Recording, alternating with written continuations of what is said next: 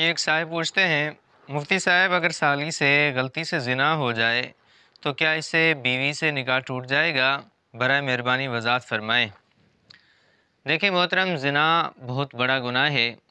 اللہ تعالیٰ نے قرآن مجید میں اس کی مذمت بیان فرمائی ہے، برائی بیان فرمائی ہے، اور اللہ تعالیٰ نے سخت قسم کی وعیدات کا بیان فرمایا ہے۔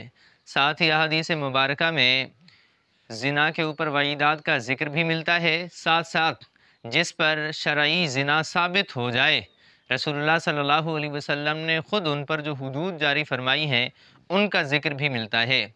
تو لہٰذا زنا بہت بڑا گناہ ہے، لیکن جب یہ کسی محارم کے ساتھ یا قریبی رشتہ دار جو عورت ہو اس سے کیا جائے تو اس کی قباحت مزید بڑھ جاتی ہے۔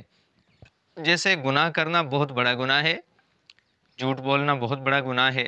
اگر مسجد میں بولا جائے تو اس کی قباحت میں شدت آ جاتی ہے، مسجد حرام میں بولا جائے تو مزید شدت آ جاتی ہے۔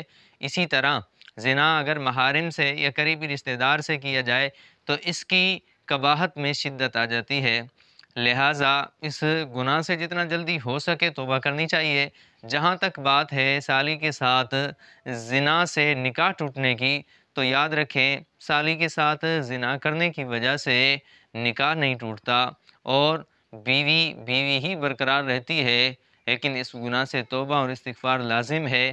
شدید گناہ ہے، جتنا جلدی ہو سکے اس سے توبہ کی جائے اور ہمیشہ کے لیے اس گناہ کے قریب بھی نہ بھٹکا جائے۔